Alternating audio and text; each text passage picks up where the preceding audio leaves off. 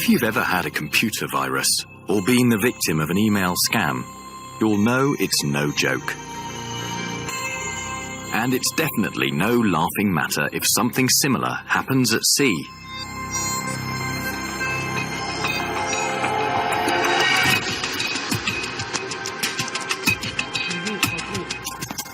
There are now growing concerns that cyber threats are closing in on shipping. They're coming. They're absolutely coming. As technology changes, as we use more technology, as we have more and more ubiquitous connectivity, you're just going to get more and more cyber threats.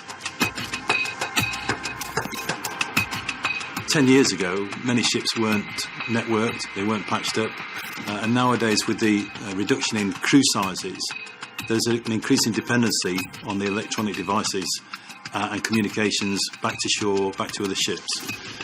That in turn has increased the cyber security threat.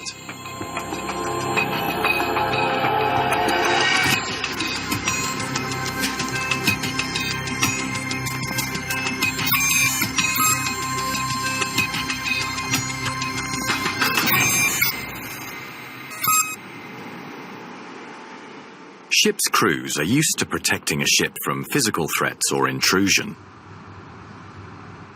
But they aren't necessarily aware of the virtual threat that's posed by cyber criminals. Ship systems and operations are now frequently networked. When malicious software, malware, gets into one part of the ship's system, it may gain access to the rest as well. Malware comes in a number of forms. Viruses can be contracted from removable media, fake attachments to emails, or from hyperlinks to malicious websites. To infect a computer or network, a virus has to be downloaded or opened. Worms only have to find a gap in an operating system that's poorly protected or out of date. Once inside, worms and viruses can damage data and act as the carrier for further forms of malware. Criminal attacks involving ransomware and Trojans often make headlines the world over. Ransomware paralyzes a computer system until the individual or company pays to regain control, while Trojans steal or manipulate commercially sensitive information. But attacks can also be state-sponsored or come from so-called hacktivists who want to raise awareness of a particular issue. There is no definition of a hacker. They could be anyone. Could be the person you walk past in the street. Could be a child sitting in his bedroom with nothing better to do. Or it could be a group of people working together to bring you down. It could be political reasons. It could be commercial reasons. Or it could be just for fun. The people you probably need to be most afraid of are the ones that you wouldn't imagine are hackers. This is business now, and businessmen and civil servants are doing it as well as lone hackers. Although high-profile attacks are generally carried out by criminals, most cybersecurity incidents are triggered by employees, often by mistake. For example, if they click on a link or attachment in an email, or insert an infected USB drive or personal device, such as a mobile phone, into a computer. The effect of a breach may not show up immediately. Criminals may wait for some months, choosing the best moment to strike. The risk of infection is increased in port or whenever someone new arrives on the ship. This might be terminal staff, service engineers, or other visitors who bring viruses aboard on laptops and tablets, or on other removable media, such as memory cards, USB drives, and smartphones. USB ports, because of their nature, are completely open. This means the virus could be on the payload on the disk, on the drive. When they plug it in, they could access the network, spread a virus around the vessel, or spread malware. 08-341, eh? Yes, that's right. Most vessels you can go on board with a USB stick and print out any files you wanted, especially for operational needs. And that's how viruses get in, to be honest, through malware. If something goes wrong with a computer system, it doesn't only cause inconvenience. It can interrupt the ship's business. Valuable data could be lost or passed on to criminals. And the resulting disruption to the ship's network will make it a lot harder for everyone to keep in touch with home. To address these problems, the International Maritime Organization, IMO, has issued guidelines on how to safeguard shipping from cyber threats and vulnerabilities. The IMO has also amended the International Safety Management, ISM code, to reflect cyber threats. As of January 1st, 2021, and no later than the first annual verification of their document of compliance, companies will need to make sure the risks are appropriately addressed in their Safety Management System, SMS. Since many ships are in constant communication with the shore office, it's also vital that the company's own IT infrastructure is secure to prevent the shore from accidentally infecting the ship. BIMCO and other industry organizations have issued their own set of guidelines on how companies can best manage cybersecurity. The guidelines that were produced are very much in line with any ship security plan. So ultimately, the master on board has sole responsibility to ensure that he has a policy for cybersecurity on board his particular ship. And this is very much in line with normal ship operating procedures, so that a cyber attack is, in effect, just another incident on board a ship, which can be practiced and drilled. Very similar to a fire drill or a man overboard or even a piracy attack. The first step in managing cyber threats is to assess the risks.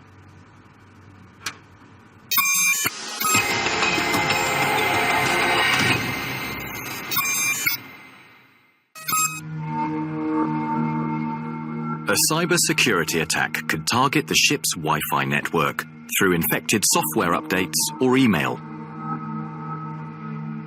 Or it could be physical, through USB ports and the crew's personal devices. In a public environment where the network ports and cabling are insecure or unregulated, an attacker could easily gain access to the ship's IT system. It's wherever you have individuals and technology interacting. For example, if you have removable media, maybe you have a document or a video on a USB key or a mobile phone and you plug that into the system, there is a threat that you will contract a virus. If you are connecting to an unsecure wireless network, there is a threat that somebody could either be eavesdropping on your correspondence or that you could again contract some kind of malware that could impact your mobile device and therefore transfer over to your systems. And ultimately, you have vessels that have equipment on them that's been there for some time. All of those things combine and leaves vessels vulnerable. Any computer may become infected. Not only a vessel's IT, its day-to-day admin systems, but also its OT, or operational technology. The propulsion, power management and monitoring systems, navigation, and cargo management systems. All ships have at least some computer systems that are at risk. And many of these are safety critical. Operational technology and, in particular, integrated automation systems, IAS, and navigation equipment can be especially vulnerable. What were once state-of-the-art systems when the ship was built can quickly fall behind current technology, making them even more susceptible to attack by hackers. Theoretically, if the IAS system is breached, then they've got access to the control systems of the vessel. They could stop the vessel, they could stop the operational tech of the vessel, stop it from running, from loading, discharging, for instance. Because of the nature of the IAS system, it's pretty much left alone after it's installed. Some are running on Windows operating systems that haven't been patched, that haven't been updated in probably the lifespan of the vessel. So they've got open doors ready to be attacked. To help close these open doors, your company may send an IT specialist to the ship to assess what needs to be done to make it more secure. But just as with the physical security hardening that's done before passing through a pirate zone, the ship's personnel can also help to harden the ship's cyber security. Hello. Hi, Captain. Hi, Tom. Right, this is Patrick. He's here for the Hi, good morning. cybersecurity audit. Hi, Patrick. Nice to meet you. Tom's going to be running through all the information for you. The risks can be assessed by using elements of the ship's security assessment, required for the ship's security plan, as set out in the ISPS code. That'd be great. A systematic approach should also be taken, as outlined in the International Standard on Information Security Management, ISO IEC 27001. For example, all vulnerable equipment should be assessed for threats. This might include confirming that OT and IAS systems running on outdated or unsupported operating platforms have been isolated from the ship's network. All the IT hardware and security software on the business network should also be confirmed as working properly.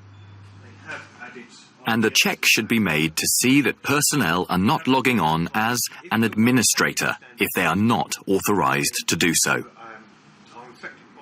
It should also be established that the AIS, OT and IT networks are all separated.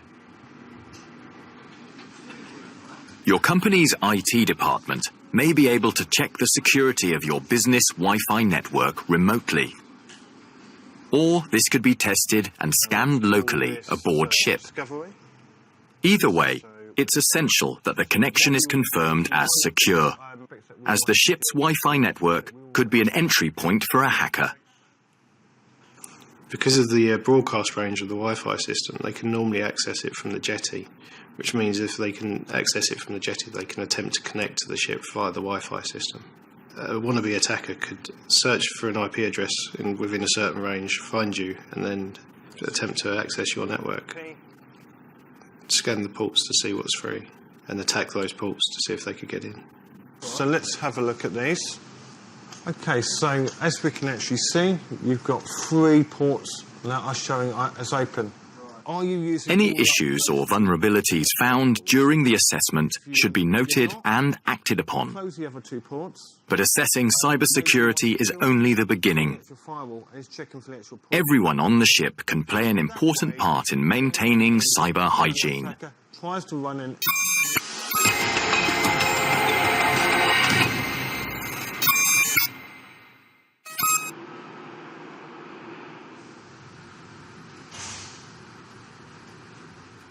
When everyone on board is made aware of the risks and knows how to protect against them, the ship will be much less likely to fall victim to an attack.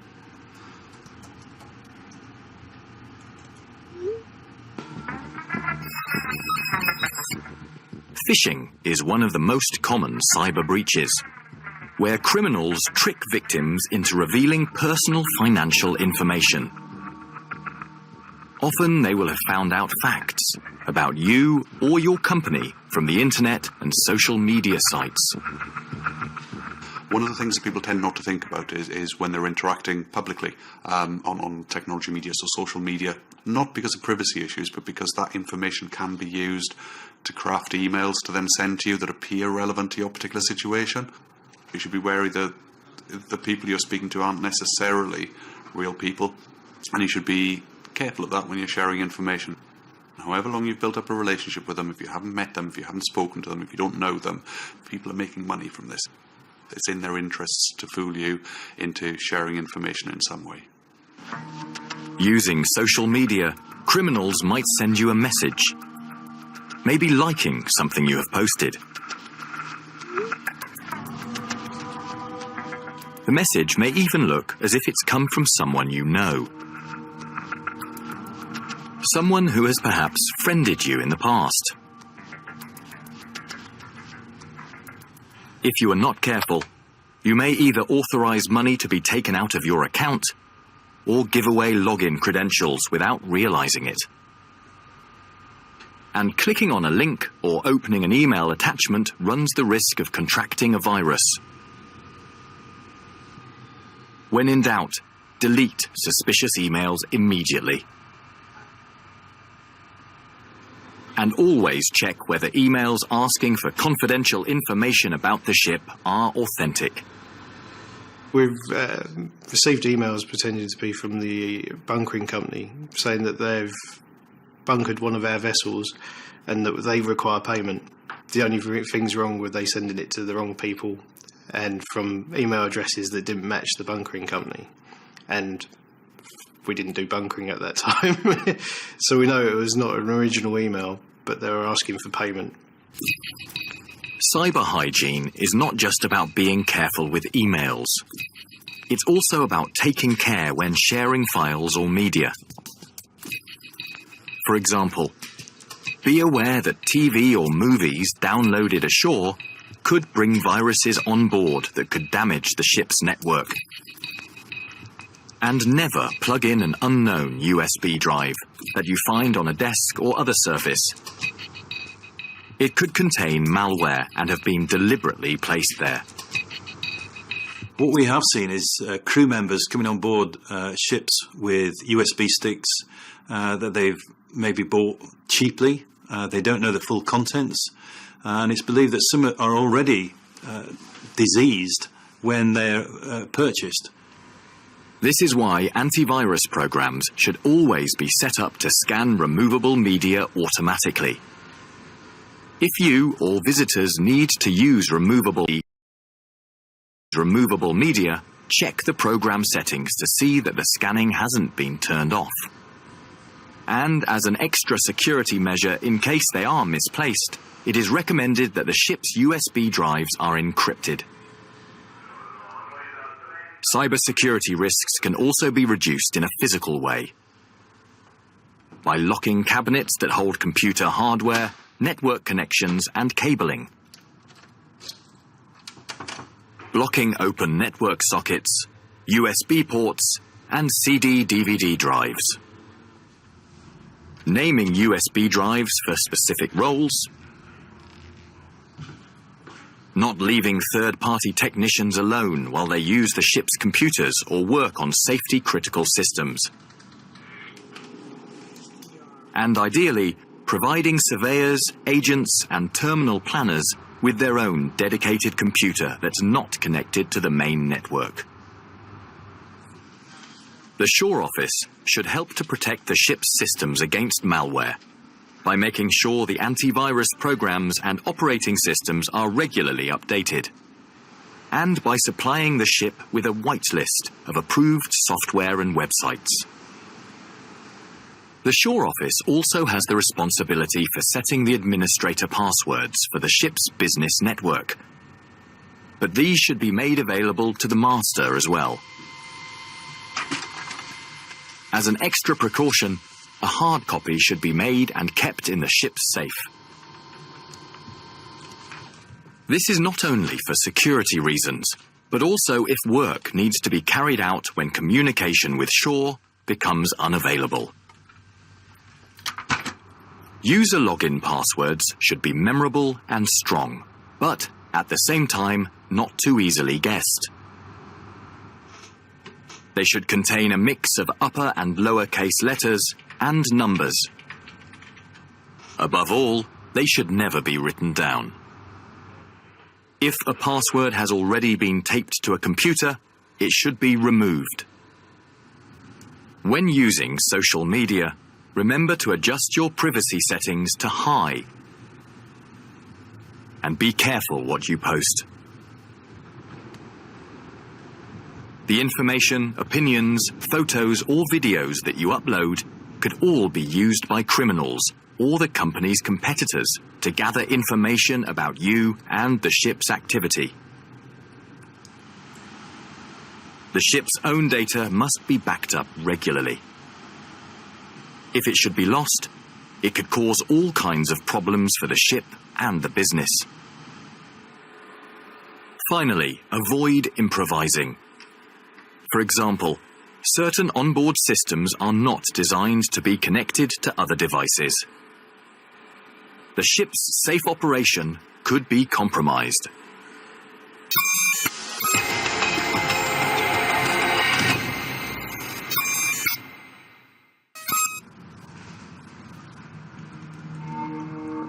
Supposing something does go wrong. What should you do? And how would you know there's been a breach in the first place? Sometimes it's obvious. A system or device crashes unexpectedly. But some malware can work in the background without being spotted. One symptom could be that the computer works much more slowly than normal. Or you may notice a loss of bandwidth. These could both be signs that a virus or Trojan has been transferred onto your network and is sending your files to its home computer. So, what should you do now? The first thing you should do is tell someone. You should escalate. The longer you leave a cyber attack, the worse it will get. Tell somebody who can respond and who can invoke incident response procedures. The worst thing you can do if you think you've got a virus or you think you're under cyber attack is hope it will go away. Time and time again, I've seen virus infections that have just spidered through an environment, spidered through an IT system because somebody didn't want to escalate because they were afraid of embarrassment, reprisal from their line manager, or even losing their job. So escalate the thing quickly so you can sort the problem out, and don't blame the people who've escalated. This happens to us all. When a breach has occurred, the ship should put into action a well-rehearsed cybersecurity response plan. The plan could be that, as soon as a crew member has recognized an incident, they should report it to the master or designated IT person on board. It's then vital that the IT department is contacted for further instructions. They may have the ability to take over the computer network remotely and solve the problem. Or, depending on the company's response plan, the advice could be to disconnect the infected computer immediately. Either way, once resolved, any cybersecurity breach should be written up and circulated to the rest of the fleet to help protect against similar incidents.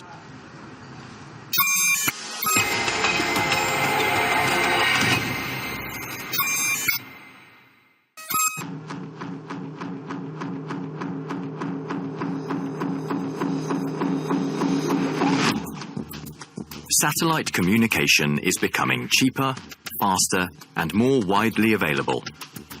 In the future, shipping will become increasingly reliant on automated systems and the Internet of Things that continually share information with the shore. As a consequence, the types of cybersecurity threats that affect ships will inevitably grow. And companies will need to keep reviewing and training personnel to deal with them.